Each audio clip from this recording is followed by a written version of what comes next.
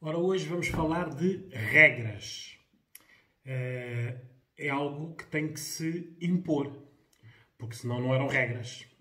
Nós, passado quase uma semana de quarentena voluntária, os que a estão a fazer, sabem que não é fácil impor regras. Tudo o que vocês combinaram, mesmo que elas fossem democraticamente aceitas, há sempre alguém que não as cumpre. Por isso, as regras é sempre algo que se impõe. Não há regras que sejam aceites e sempre cumpridas. Há sempre alguém que falha. Aliás, o próprio princípio da regra é para todos fazerem. Porque se todos fizessem, não eram precisas regras. Todos faziam. Por isso existiam sempre as regras. A sociedade em si está cheia de regras, não é? Não podes andar a mais de X de quilómetros na autoestrada senão tens uma multa, não podes falar ao telefone, tens uma multa, não atirem lixo para o chão, tem uma multa, não abandonem animais, tem uma multa, não maltratem pessoas. Há sempre regras e penalizações para essas regras. Nós neste momento estamos num dilema curioso da própria humanidade. É porque as regras podem nos salvar, mas as pessoas não veem as regras como algo que lhes seja útil. Nós estamos em Portugal e Portugal não gosta de regras.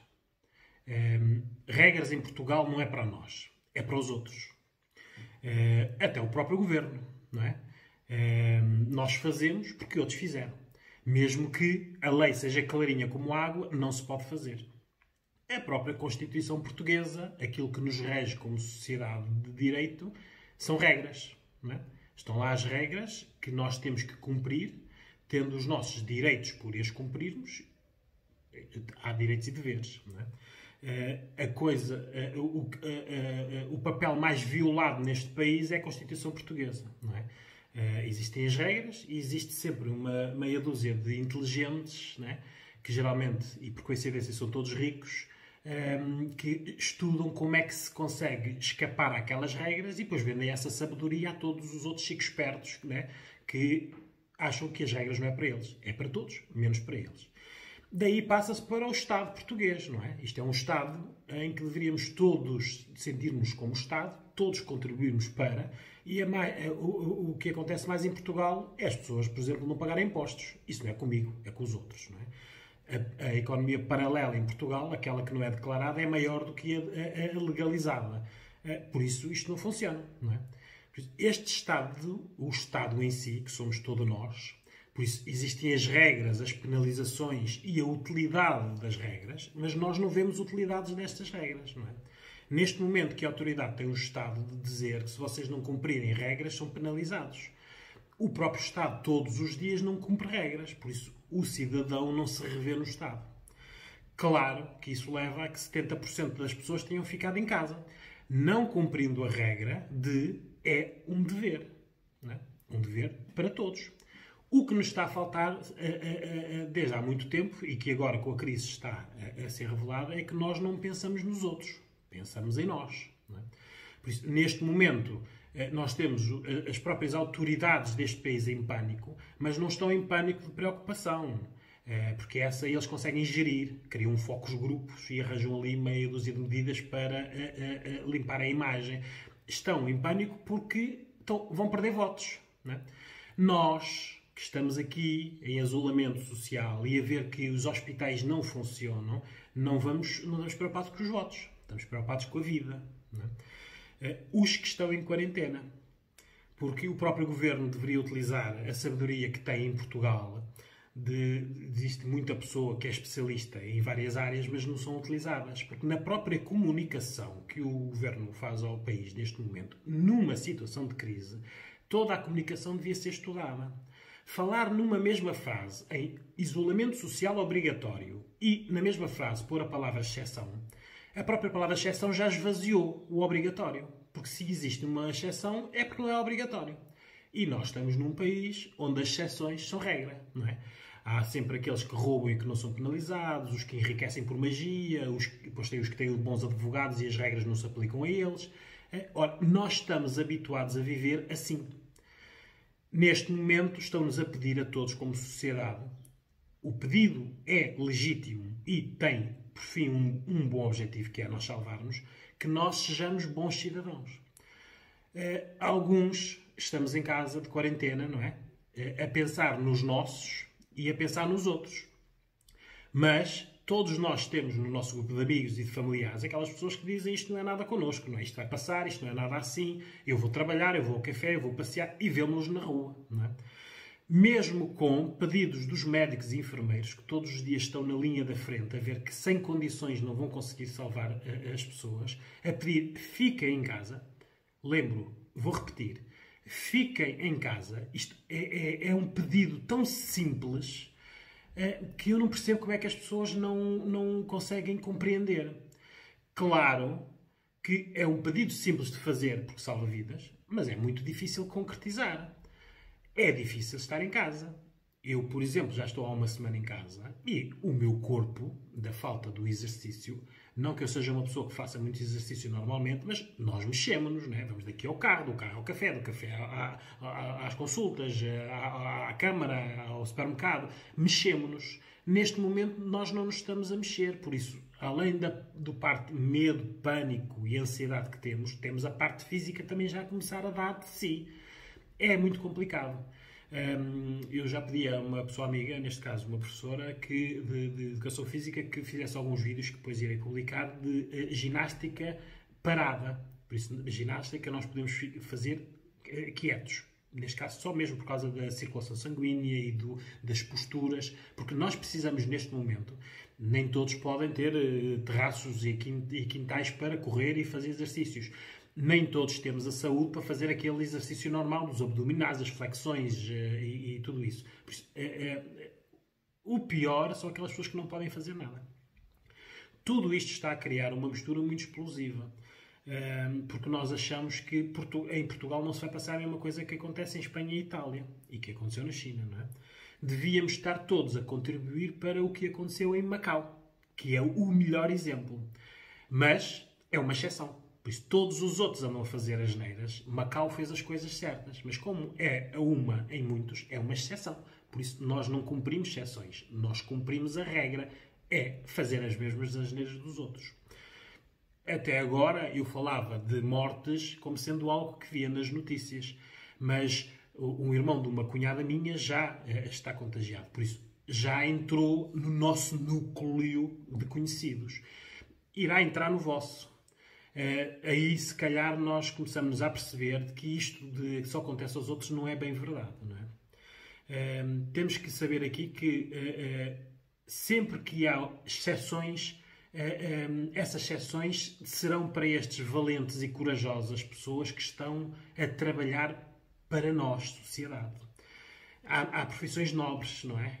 Os médicos e os enfermeiros, quando juraram no final do curso, era salvar vidas. É isso que eles estão a fazer, pondo a sua vida em perigo. Claro que eles não podiam funcionar se não houvessem outras profissões, não é? Que estão lá a suportá-los, não é?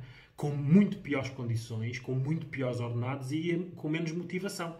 Mas têm que fazer, porque senão isto não funciona, não é? Assistentes operacionais, as empregadas da limpeza, os camionistas, as autoridades, os bombeiros, tudo isto tem que funcionar. Quem se pode dar ao luxo de estar em casa, fica em casa. E quando eu digo pode-se dar ao luxo, é alguém que pode falar com o patrão e dizer vamos dar um tempo.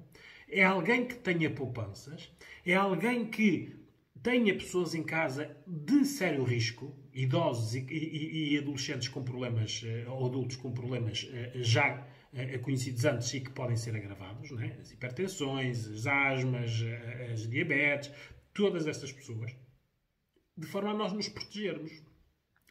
Porque o que acontece agora, passado uma semana, é que as pessoas estão a ficar fartas, não é? E depois, havendo a exceção de poder ir passear o cãozinho, lá vou eu. Havendo a exceção de ir comprar comidas, lá vou eu. Havendo a exceção de ir à farmácia, lá vou eu. Havendo a exceção de ir passear o cãozinho, que dá para tudo. Dá para ir até à praia, dá para ir até ao parque, dá para ir ao emprego ver como é que estão os colegas, à casa da mãe, do tio e do sobrinho. Por isso, estas exceções vão nos matar. eu não ouvi ainda nenhum médico dizer fiquem em casa, exceto estas pessoas. Não. Eles estão a pedir fiquem em casa. Mas o governo já disse fiquem em casa, excetuando estas. Pronto, lá estamos nós aqui nesta situação, mais uma vez, que é difícil de gerir. E que depois, mentalmente e fisicamente, mas mentalmente, que é a minha área, tudo isto vai criar situações que as pessoas não sabem gerir. O sono está a ficar afetado. As ansiedades neste momento estão a levar as pessoas a que, como não fazem o exercício físico que podiam aliviar essa ansiedade, estão a acumular. Os medos, as fobias das pessoas que já tinham e que agora agravam, não é? As depressões, não é? A sintomologia depressiva que está a aumentar exponencialmente, principalmente nos idosos. Por isso é que neste momento, e se vocês repararem bem, é mais difícil gerir este segmento dos idosos, não é? Porque para já eles próprios acham, antes desta crise toda, que não têm o tratamento devido e com respeito por serem idosos, não é? Uma sociedade como a portuguesa não cuida dos idosos. Por isso, eles para si já acham que não deviam estar cá a fazer nada e a esperança de vida deles é pouca. Neste momento são os únicos que não estão a pensar na vida. Ir antes ou ir depois, para eles é indiferente. Por isso, podem continuar a ir tomar um cafezinho, podem continuar a ir jogar às cartas. O Estado de Emergência Nacional, neste momento, tem lá a indicação de que o isolamento social para estas pessoas de mais de 70 anos é obrigatório. Mas lá vem outra vez a palavra, excetuando se tiverem que fazer isto. Pronto, lá se foi a obrigatoriedade. Porque estas pessoas são as primeiras pessoas que, se ficarem infectadas, vão morrer. Nós temos que ter consciência, e os médicos e os enfermeiros estão fartos de nos dizer, de que nós somos 10 milhões e existem no máximo 1500 respiradores automáticos em Portugal. Quer dizer que tem que haver decisões. Itália e Espanha já estão a dizer que as pessoas idosas e as pessoas com doenças graves não são a prioridade, porque a prioridade, como elas são, é que elas têm mais esperança de vida e os saudáveis. Eu acho, mas é que sempre que nós saímos à rua, quem está em quarentena, essa pessoa própria está a tomar aqui uma decisão. É qual dos meus familiares que fica em casa é que eu vou matar. Mas tenho uma notícia má para vos dar. É que vocês não têm esse poder de decisão. Porque se vocês saírem à rua e vierem infectados, não matam um ou outro. Não podem escolher. Eles ficam todos infectados. Um contágio é isto. É nós contagiarmos alguém. Não é uma pessoa. Por isso, neste momento é preciso nós pensarmos nos outros. Acatar ordens pelo um bem comum de saúde pública, a nossa vida, é uma forma de amor também pelo próximo. Neste momento, o que nós precisamos é deste amor. E ele não se está a revelar. Por isso, pratiquem esse amor, começando pelo vosso núcleo familiar. Qualquer pessoa que queira sair, vocês têm que dizer que não pode sair. Irei fazer a seguir um vídeo sobre o racionamento da alimentação, porque realmente é uma preocupação nossa, não é? Nós estamos em casa e a comida não é interminável. Mas temos que racionar. E se tivermos que comer só uma refeição por dia, essa terá que ser a solução. Mas para isso vejam o vídeo a seguir, porque é um assunto que vai demorar mais algum tempo. Neste momento o que é necessário é as regras para nós podermos sobreviver têm que ser cumpridas por todas. Porque se não houverem estas regras de bom senso, vai ser a lei do mais forte. E os mais fortes são aqueles que conseguem estar em casa e os mais fracos são os gabarolas e os fortalhados que andam na rua a pensar que isto não é nada com eles. Pronto, será assim que será feita a escolha. Por isso espero que vocês amem o próximo, que vos está próximo, de forma a que todos consigamos no futuro estar cá para isto ser uma recordação, não boa, mas uma recordação ultrapassada. Obrigado.